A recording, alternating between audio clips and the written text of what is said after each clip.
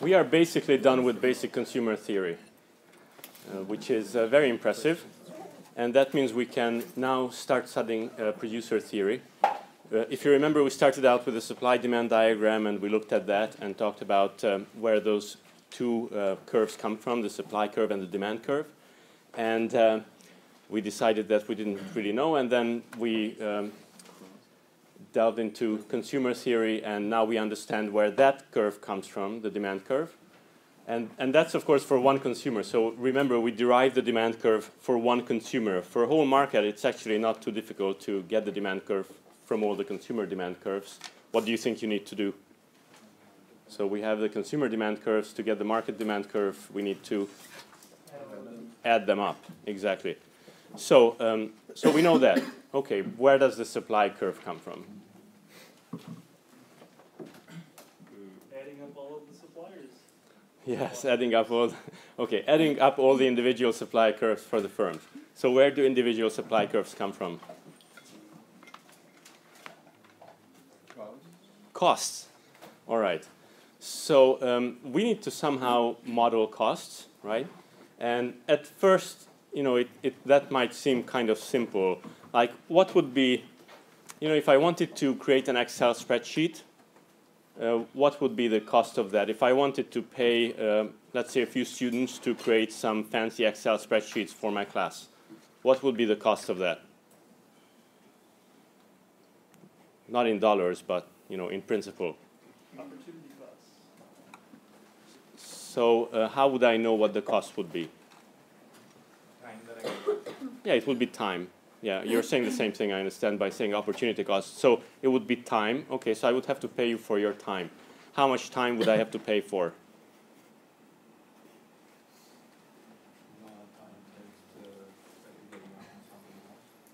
How much time would it take you to develop a fancy spreadsheet for micro theory? Like an hour? 2? OK, you must be good. Would it take 2 hours for everyone? No. So my point is, you know, when we say cost, that's a little more ambiguous than you might want to think. Because how much it costs for me to pay you to develop an Excel spreadsheet depends on whom I hire, right? So cost might be different for every one of you.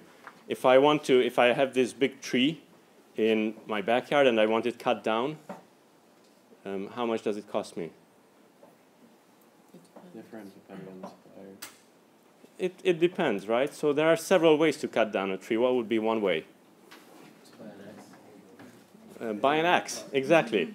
And just hack at it, and eventually it's coming down, right? What would be another way? Burn it down. Burn it. That's funny. Burn it down? I'm not hiring you. We've established that. So what would be another way? Chainsaw. You could get a chainsaw and cut it down with a chainsaw, right? So between those two ways, if you had to guess, you know, having a tree cut down here in Appleton, Wisconsin, or having a tree cut down in my home country in Hungary, where do you think it will be more likely that it'll be cut down with a chainsaw? Here. Why is that? Yeah. Labor is expensive? Yeah, exactly. Labor is expensive. So labor is an input into this production process. Labor is expensive. So you expect a different kind of production process. What we're getting at here is that this whole question of costs is a little more complicated than you might think at first. And it has to do with technology. It has to do with production technology. When you make the Excel spreadsheet, that, you know, we all have different production technologies. When you cut down a tree, we may have different production technologies. We may use different levels of capital, right? Chainsaw versus an axe. So that's exactly what we want to get at today. That's what we want to model today. And this all comes down to how we model the firm in economics. The firm is basically the producer. So in my little picture here, I'm showing you our model of the firm. And it's really, really complicated. Here's how it works. OK, so listen carefully. The model of the firm involves these things here, which we call inputs. Very, very technical term. So these are called inputs, okay? And then at the other end, there is this thing which we call the output. So this is our model of the firm. You got it? Right? You understand? The inputs go in and the output comes out. That's our model of the firm.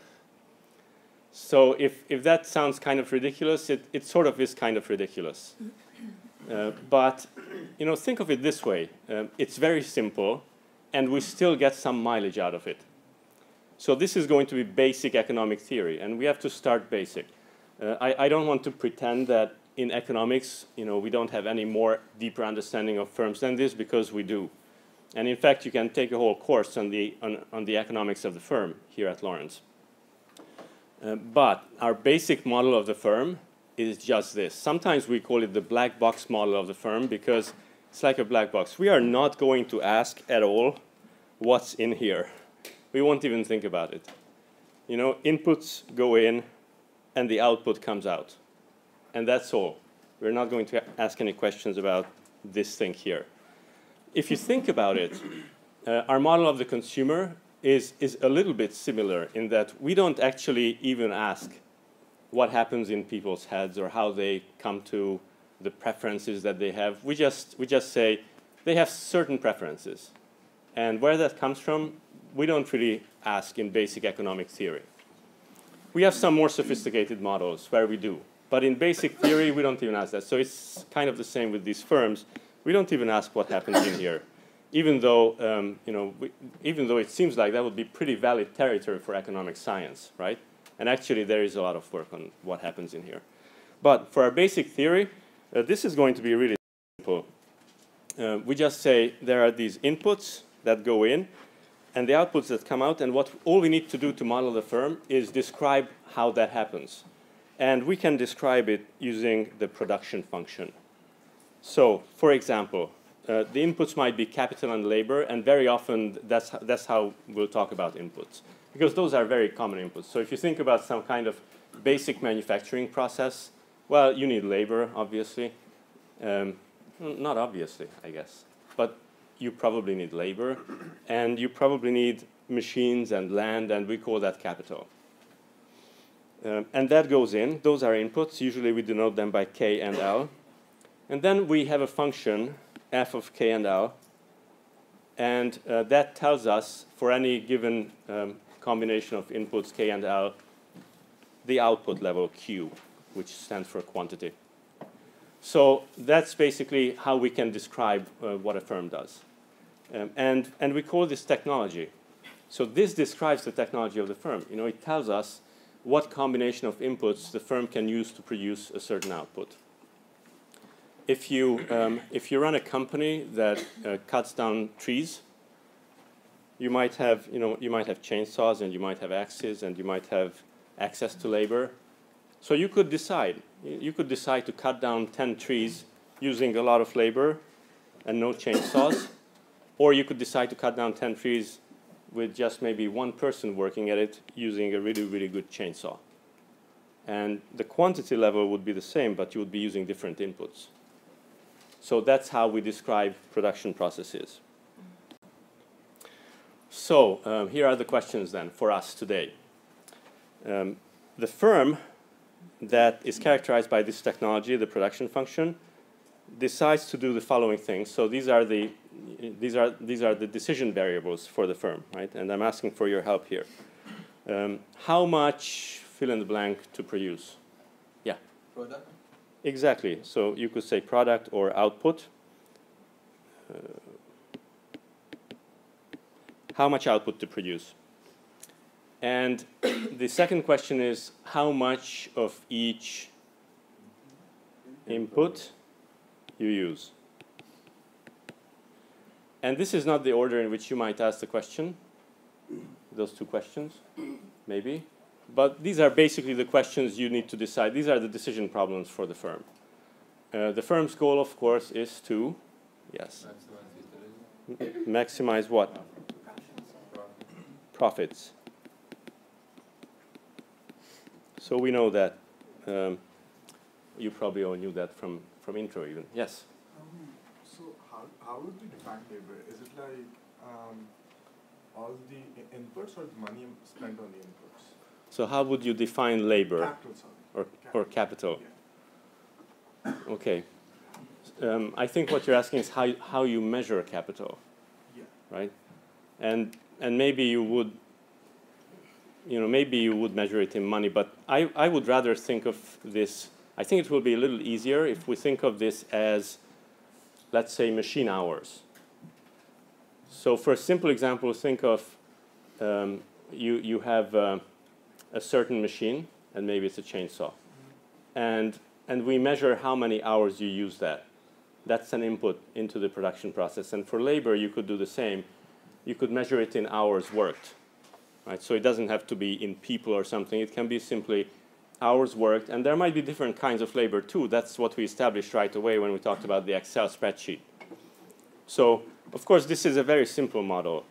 And when we talk about just two inputs, that's really, really simplistic, right? And you realize, of course, in a more sophisticated model, you might have lots of inputs, and the production function would be more complicated. But here's basically what we need to do to understand the theory of the firm for basic economic theory. We just need to figure out how to model these questions. Profit, let's start with the last one, profit maximization. How do you maximize profit? Well, first of all, what is profit? You all know this, right? So what's profit? Yeah, Umar. Revenue minus cost. It's revenue minus cost. So that should be, pretty simple. If you actually wanted to put a formula to it, what would it be? Yeah, Brianna? Output minus input. Let's start with the revenue. What's revenue? The money that you make. The money that you get, and that would be how would we calculate it then? Times quantity supply. Yeah, it would be price times quantity. So I'm going to write it here. That's revenue, right? Price meaning price of your output times quantity that you produce and presumably sell. So what are we choosing then to maximize profit? What variable is this firm choosing? What's the decision variable for this firm when it's maximizing profit? Quantity. It's quantity, how much to produce, right? So the firm chooses quantity to maximize profit. That's a function depending on quantity. And the function says revenue minus cost. And the revenue part is P times Q, and the cost part is what? Capital plus labor? It's whatever, exactly. So whatever your total cost is, whatever you're spending on. Maybe you're spending on capital, and maybe you're spending on labor, and maybe other things. I'm going to cheat a little bit and just say it's your total cost. So TC is for total cost. Okay, so total revenue minus total cost, that's the profit function. It depends on quantity. You maximize it by choosing quantity. Are there any constraints?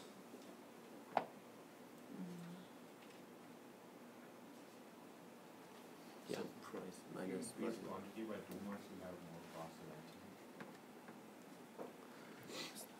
eventually. Okay, so when you say if you increase quantity too much, you'll have higher cost eventually, what you're saying is you want to maximize profit. We already got that. So we have that. You're maximizing profit as a function of quantity. But what I'm asking is, in this maximization problem, because by now this will come down to actually writing down a maximization problem and solving it, right? So in this maximization problem, are there any constraints? Yeah, Austin. What is that? That's a good practical point about inventory. So yeah, you might have constraints like that, like how much inventory do you have of a certain input. That would be a very practical point, which we are not even going to worry about here. So this is really high level. Yeah, Oli. Profit can be negative.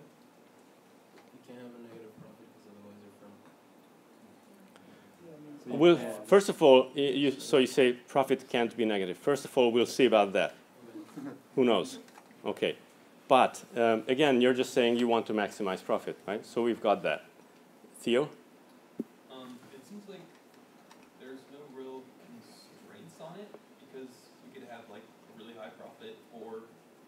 fairly large negative profit, but if our profit gets too large in the negative direction, legally we might not be able to continue operating because of limits or something like that. But I don't know if there's actually any constraint on the function for optimizing. Yeah, so you're not sure. It's okay, Bjorn, what do you think? The demand function. Okay, so you want to say how much you can sell is your constraint, Yeah. which is a good way to think about it as an economist. You know, you're giving good answers. These are good answers. They are not the answers to this question, but they are very good answers. You know, that's true. You might be, as a firm, when you're maximizing profit, you might be constrained by how much you can sell in a sort of colloquial sense of the word constraint. So for this maximization problem, the reason you're confused, I think, is that the constraint is built into that equation. I cheated. I built it right into that equation. Do you know how? Yeah, because I think it should be capital, like how much capital you have in your firm to spend on stuff. You're saying how much capital you have, which is almost like Austin's point about inventory, right? A little bit. But my point is, it's close. My point is, you're constrained by whatever technology you have. That's actually a constraint. Price. You can only produce a certain quantity given the technology you have, and you're actually constrained by that, right? So by simply talking about total cost, I hid that. It should be quantity time average cost.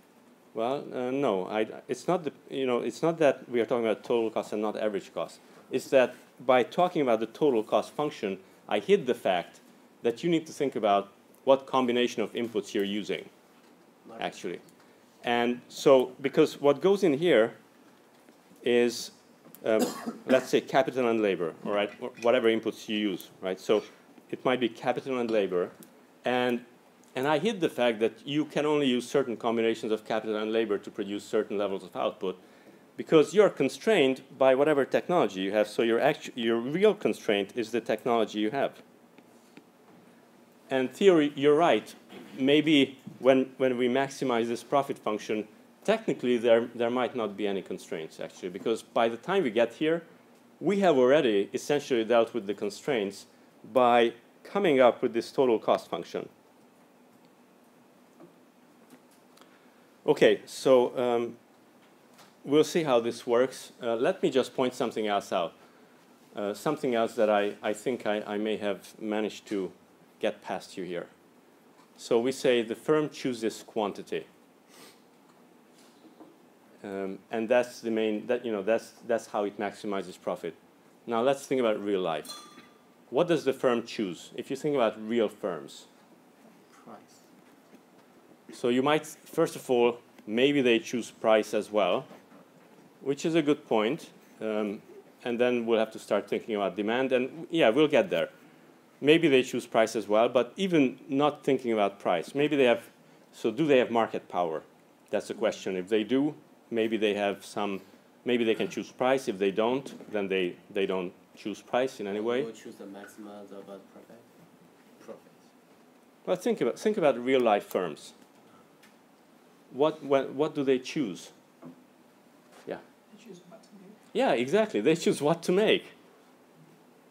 Do you understand? If you think about a real life firm that makes these tables, you know, it's not that they, in their big boardroom, big beautiful oak table, right? They don't sit down and go, okay, how many? That's not how it goes. They think about, how do we come up with these fancy modular tables that can be used, right, the way you're using them. So what they really, and this is more important, because if you produce corn and you can only produce one kind of corn, maybe then you're deciding how much, right? That's the big question. But otherwise, for most firms, what they are really deciding is what to produce. And they don't just produce one thing, they produce many things. And they need to, and they are constantly coming up with new things to produce, right? So the real issue here that I sort of hid just by setting it up this way is that real firms produce various things, a variety of things, and new things all the time. And the really important decision is what they produce, and not just how much. So we are really, really simplifying things here. But we are doing it for a reason. We want the simplest possible model. Okay, so here's where it starts. And you can get more fancy later on, but here's the simplest possible model. The firm decides what inputs to use to produce a certain quantity of output, and that's it. Okay. So how does this go? I'm taking this a little slowly because eventually we are going to get into the math and derive all these things. But I want you to understand where we come from, and I'm doing this a little differently than the textbook is doing it. The textbook gets right into, here are the cost functions, and here's the production function. And I would like you to understand why we set up the model the way we do. And I would like you to understand conceptually how this works, and to actually be able to go from the firm's technology, which is really what's given. That's what we know about a firm. That's what defines a firm in this basic theory. I want you to be able to go from that to the cost function to profit maximization. And the textbook doesn't really ask you to do that. So I'm getting at this from a somewhat different angle and maybe looking at it just a little more deeply than the book does. But hopefully you realize that it's about the same thing. The chapters 5 and 6 are about the same thing as what we are talking about right now. Okay. So the firm's technology is described by this production function, and that's what's given about the firm. That's what we know about the firm. And we go from there to the cost function, the cost of producing various quantities. So we go from here to the cost function, and that's not obvious. So we'll need to figure out how to do that. Once we have that, we can go from there to the profit function.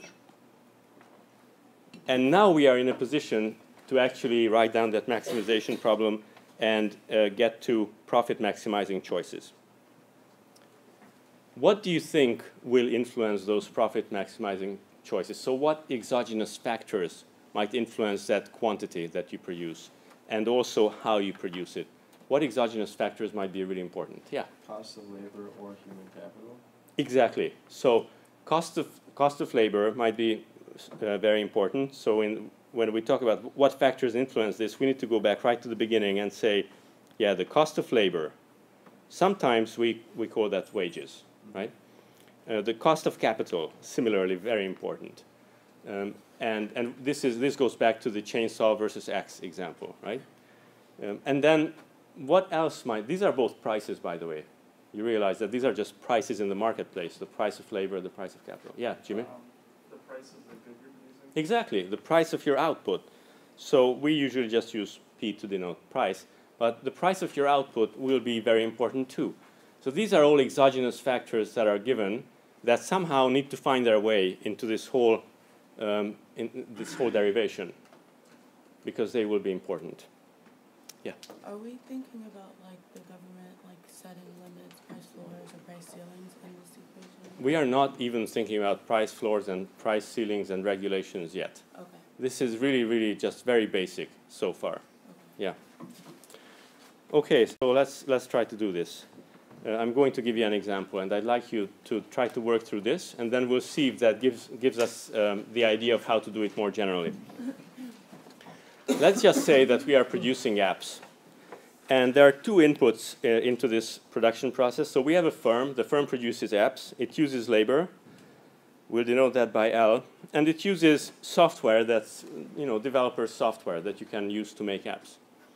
And you can use various, we'll just say you can use various quantities of that input, the software.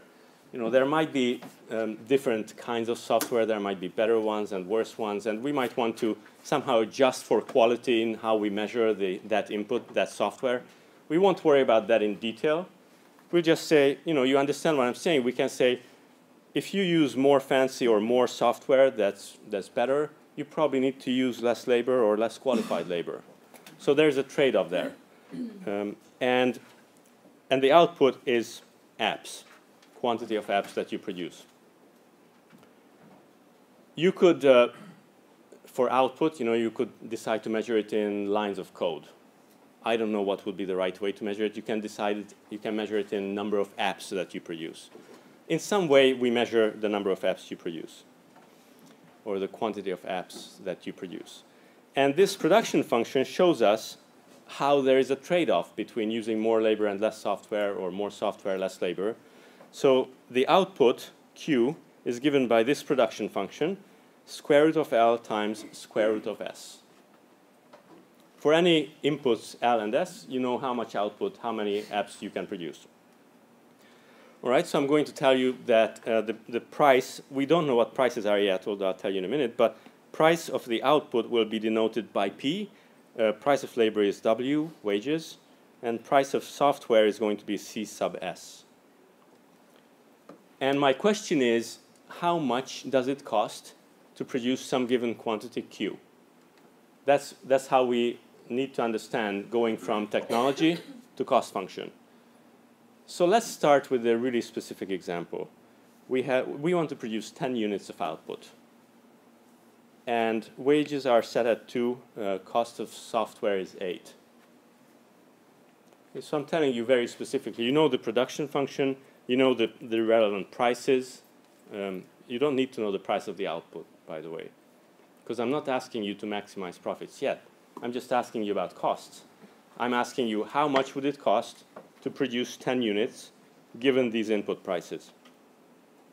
Okay, I'll give you a few minutes. So actually come up with the answer, okay? I mean, if you want to talk to each other, come up with the answer. Actually figure out how much it would cost.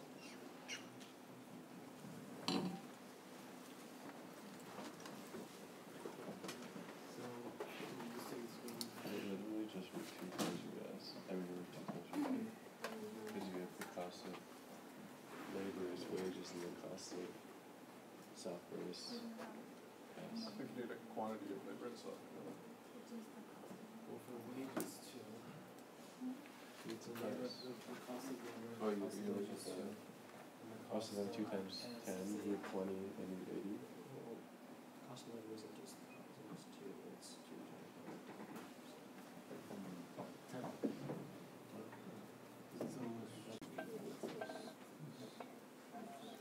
10. Okay, what do you have? Let's go around. Does anyone have any candidate answers? I know you're working on it. Yes. 20 hours of labor and 5 software. 20 hours of labor and 5 software, and how much is it costing you? $80. 80? Okay, so there's a challenge. Can anyone do better than 80?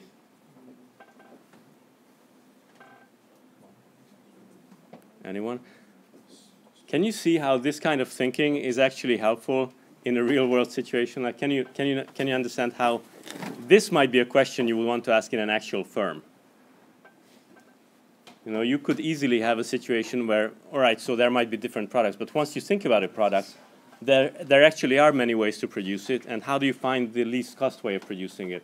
Well, this actually is sort of how. So what you're doing now could be pretty relevant in a real world situation too. Did you get an answer? I don't think it's right. No. Okay. No, you didn't. But you were doing something interesting, though. I mean, you started with an equation that said 100 equals L times S. Why did you start with that? I mean, you know that Q equals 10, so we just put 10 in the equation, which is square root of L times square root of S equals to 10. So Yeah. we can know we just Okay. put square in the both sides of the equation, so we can get L. So you know that the production technology allows you to produce Q units of output with square root of L times S inputs. And you just wrote that down, and that actually allows you to write one input in terms of the other input. Because you know you want to produce 100 units of output. Yeah, exactly. Okay, so that's actually start. And here's what it looks like. Remember, we did this with the consumers problem too. We thought about it intuitively. We solved it graphically using indifference curves and the budget line, and then we derived it algebraically. So we can do the same thing with producer theory as well. All right, so what do we have on the axis? We have labor and software. These are the two inputs. So here you have every possible combination of inputs. And what we need to show here is the technology that's available to the firm. So we need to somehow show the production function. Remember, the production function was F, function of, in this case, labor and software. What do you think these lines are that I'm showing? How would you describe one of these lines? What would be a useful way to represent graphically that production function? Yeah. Production function at each given quantity. So what would be common between all these combinations of labor and software? Cost is the same. Not the cost. No, what would be the same? Quantity, yeah. So this would be called an isoquant. Because along this line, quantity produced would be constant. So this might be the one where, let's say, Q equals 15. I'm just making that up, okay? So this is not to scale or anything, but this is another one. Maybe here Q equals 12, and maybe here Q equals 10, right? Each one of these corresponds to a different level of quantity, because we already figured out that you can produce a given quantity using a number of different combinations of inputs. So we could describe the production function, the technology, by showing these isoquants. The isoquants are the lines along which quantity is constant. Okay? By the way, if you think about it, the relationship between the production function and these isoquants is exactly the same as the relationship between indifference curves and the utility function. These isoquants are level curves of the production function. Okay, so you can think about that. So that's half of it. Okay, we've got the production function on here on this graph. What don't we have yet? Cost. Okay, so we don't have cost. So we don't have cost on here yet in any way. How can we get at costs? Well, look, I'm using the same axis exactly. Okay, so we have software, labor, different combinations of software and labor. What do you think I'm showing? What is common among, for all these points on this line? What do you think? Yeah. The cost decreases with increase with labor. No. What is common? What do these points have in common along this line? What do you think? What would be? Yeah, the cost. Exactly. That would be useful. If I showed, these are the points that have the same cost, that would be useful. And for that reason, we would call this an isocost line. And it corresponds to a certain level of cost. It intersects the software axis at 6. If you assumed that input prices are like in our example, 2 for wages, 8 for software, then what cost does this line correspond to? What is the cost along this particular line?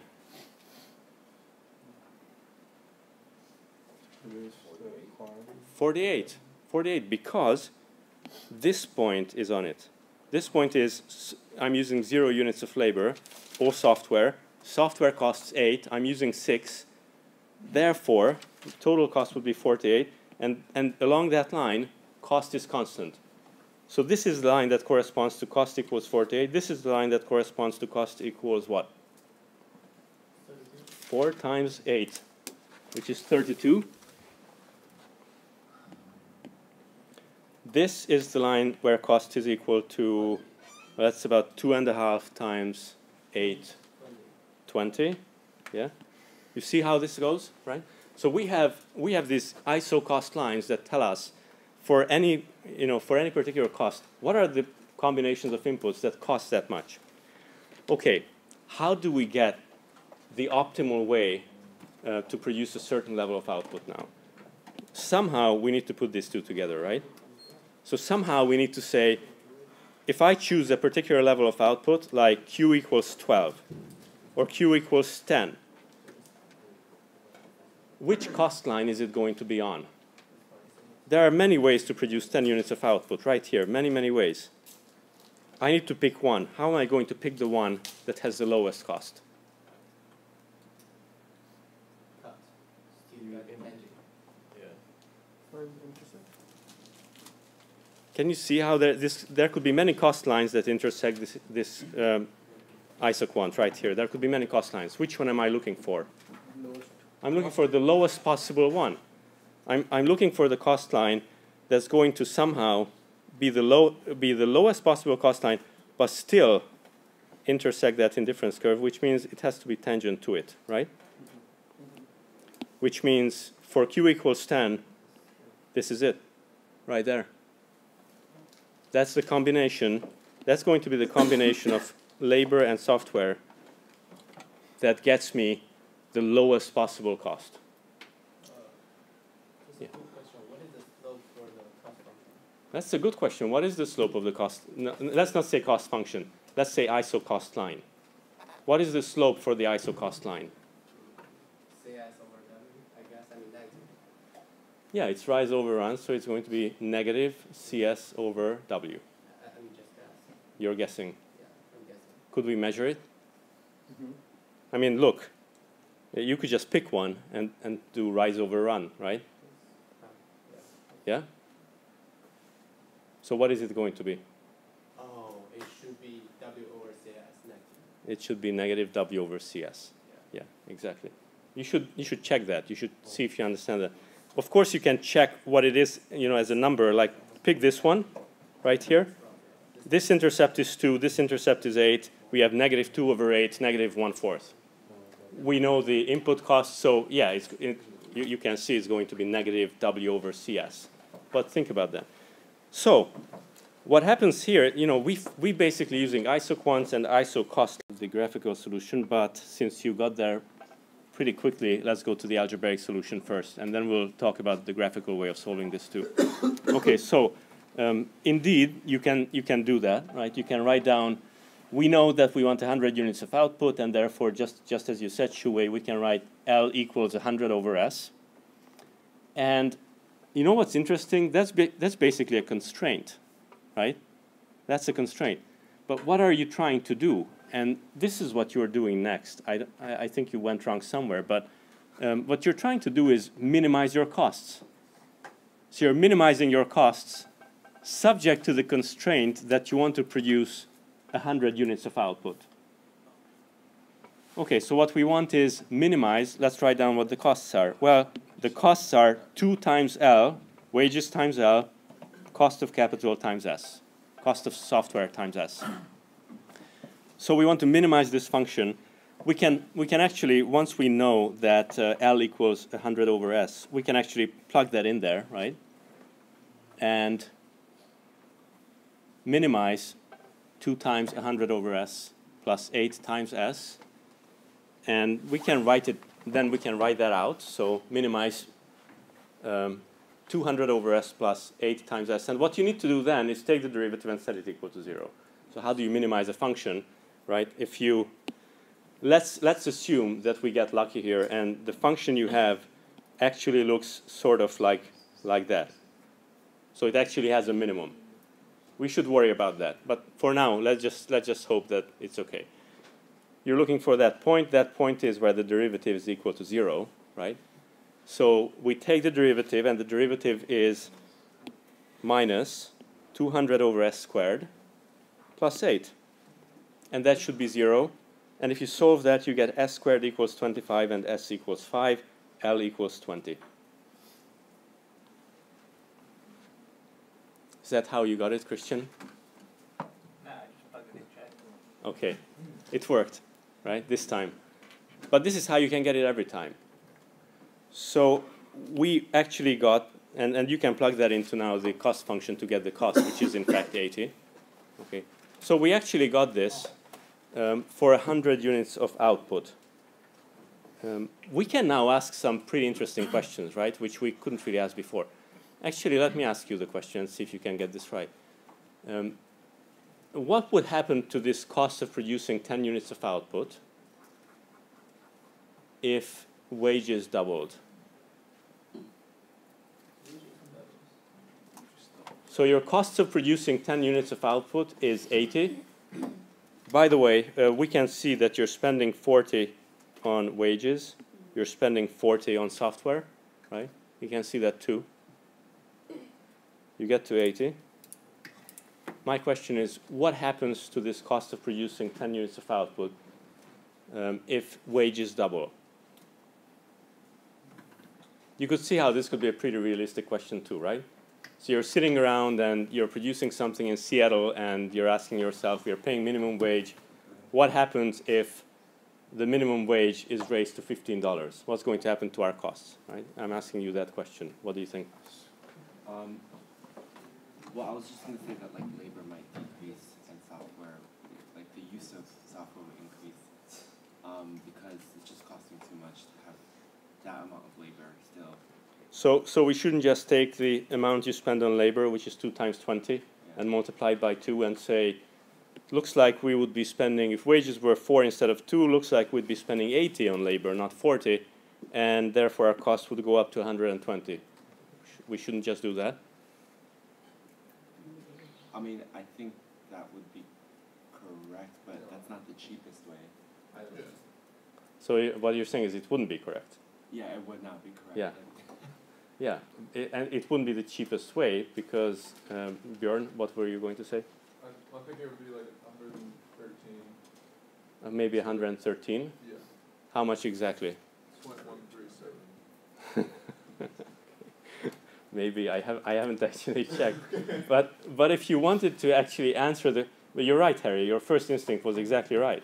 I mean, I think if you don't really understand the economics behind this, I think your first answer might be what I said.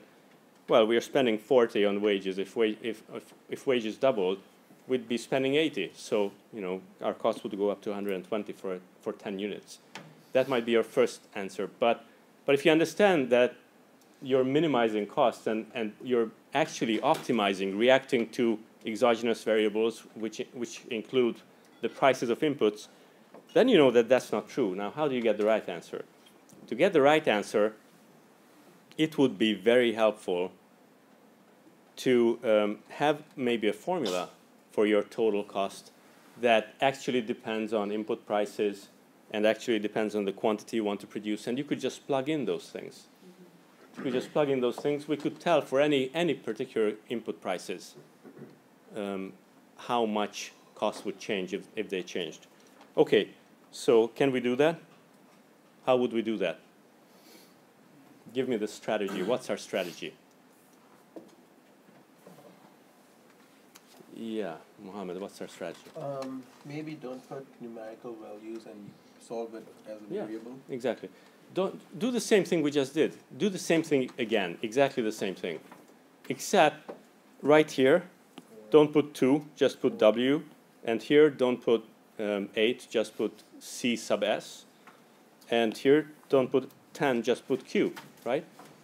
And solve. And we should be able to do that, right?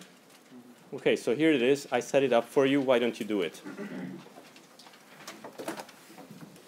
At the end, what will you have? It is going to say, what are you looking for? You're looking for, your answer will be, not exactly, but you know, what are you looking for? Your answer will be the total cost function. It's going to be a function of total cost as a function of input prices and quantity produced.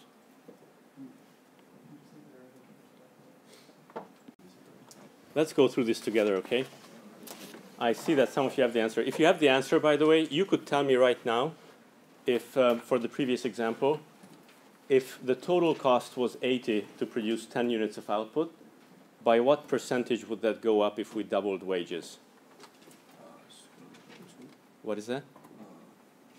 Square root of 2. It would go up by a factor of square root of 2. So about what percentage? What's the square root of 2? Does anyone know that? 4. Square root of 2 is about 1.4. So maybe 40%? Okay, roughly speaking. So we could answer that question really easily once we have the answer here. Okay, so let's do this. First step, what do I do?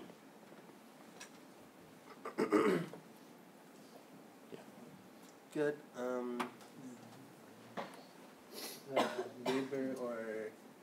Get labor or software And terms of other terms. in terms of the other variables. So we know that Q equals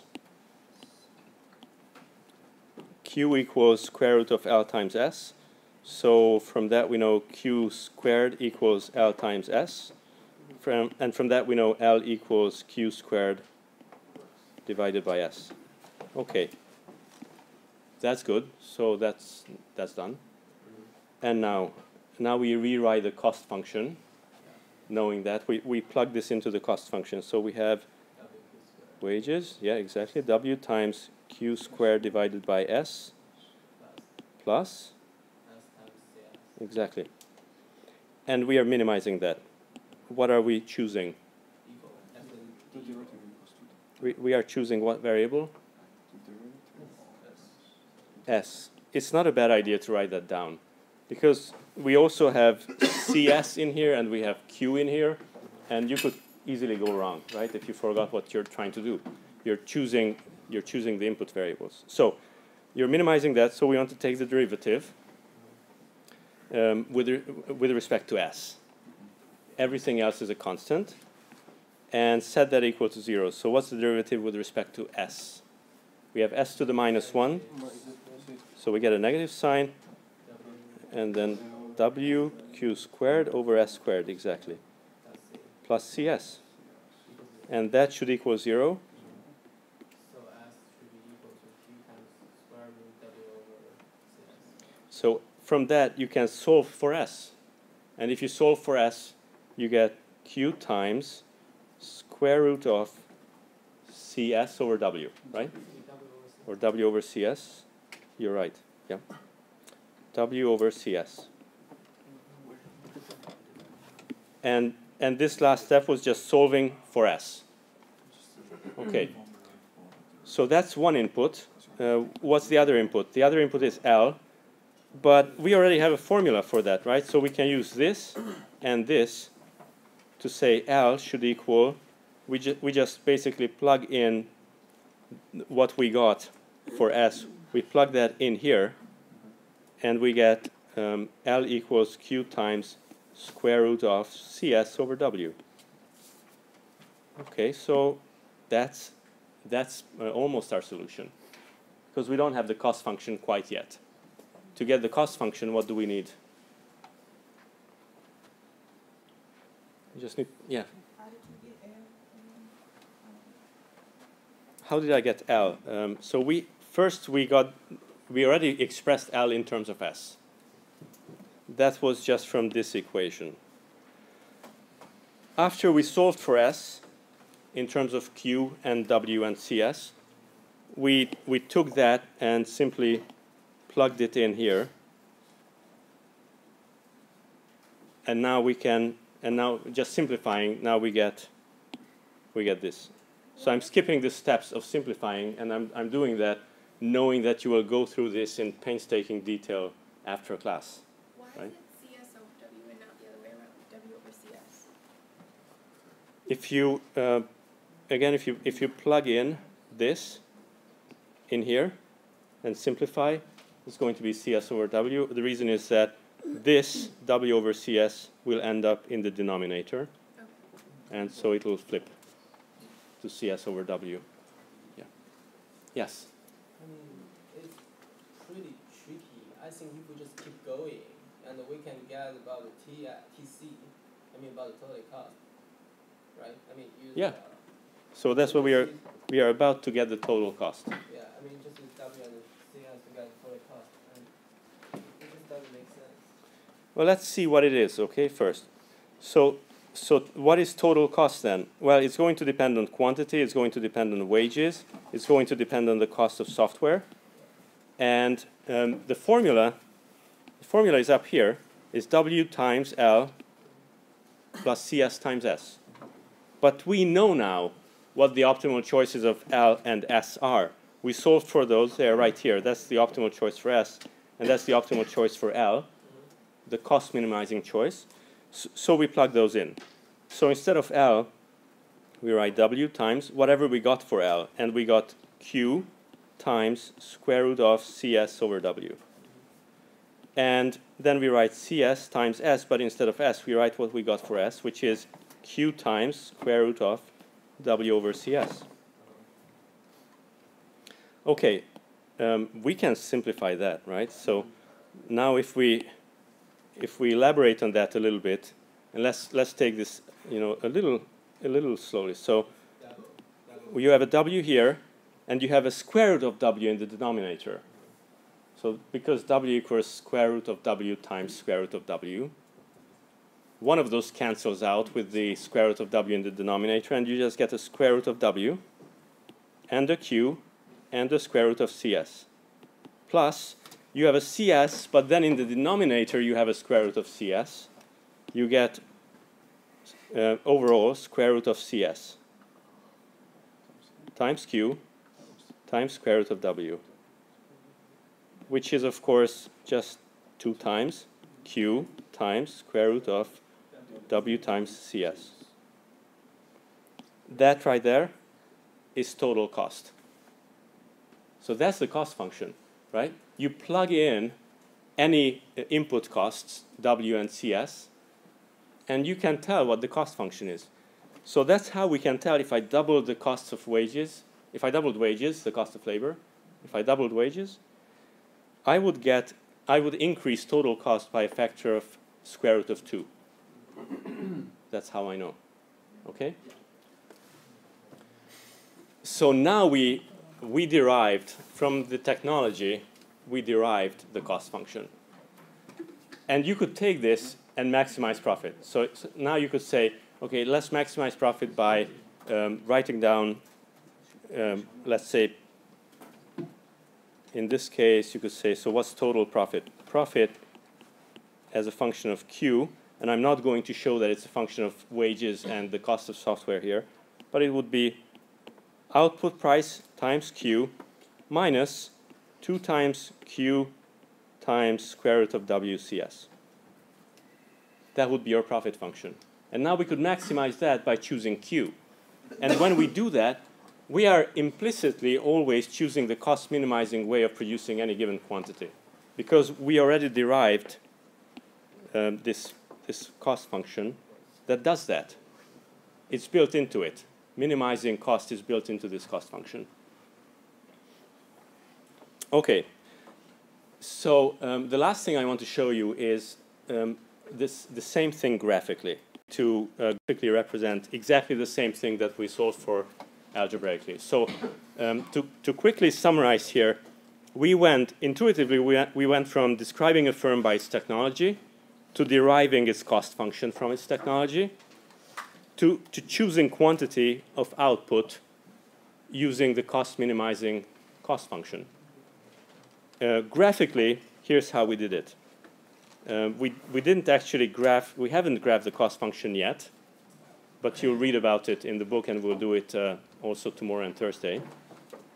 Algebraically, we went from the production function to the cost function to the profit function. All right, so think about this, work through it again, and we'll get some practice doing this tomorrow and Thursday.